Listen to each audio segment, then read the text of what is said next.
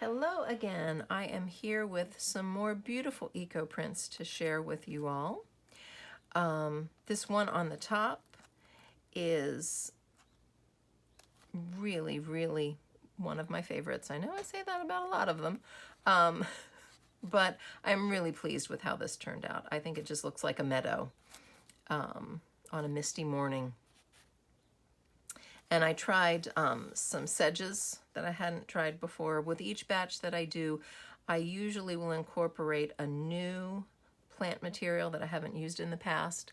That way I can broaden my experience base and also broaden my library of prints that I have available, or plants that I have available to work with. As I have said in other videos, the experimentation part of doing eco printing is really very fun, and I really enjoy that aspect. So I'm just going to flip through, and I have on this one there's a lovely clear fern print and another type of fern up in here, along with a relatively small sycamore leaf, and a few of my ribbons. I've been dyeing silk bias cut ribbons, including them in my stacks. There's some fern there that you can see. It's kind of fun to look at the ribbons and identify the pieces of different plants.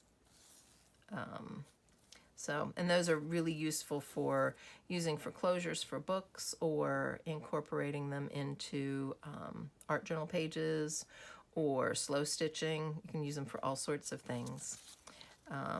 Another thing that I really like to use is onion skin paper. I find that that works really well for me. I like the effect. I like the colors that I get. We have some silver maple leaves there. Some hollyhocks and silver maple. And I always like the bleeding effect that I get with the silver maples.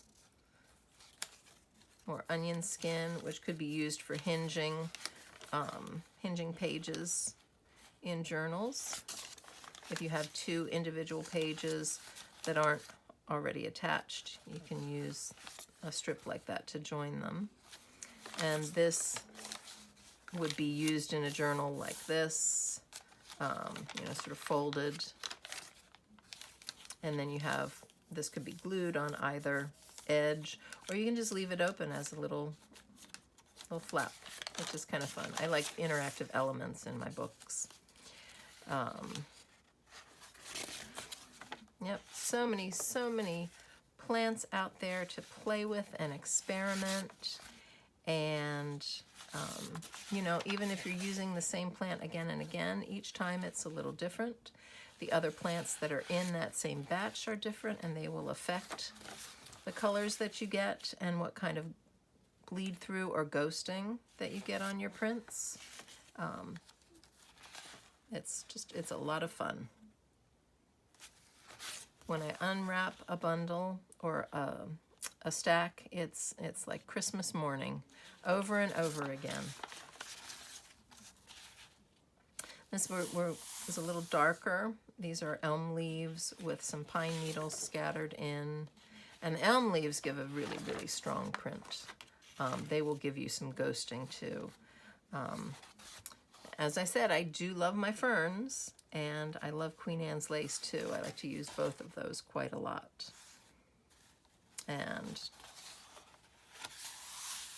I have so much fun doing my layouts and doing my designs for prints. I can just get lost in my work, which is a good thing. It means I really love what I do. These are some oak leaves. I have a beautiful big oak tree in my yard, and more oak leaves, but you're getting a lot of yellow there, with a lot of yellow coming from the Queen Anne's lace. And there was, Queen Anne's lace underneath. You can see little bits of fern in there. All sorts of wonderful things if you look closely.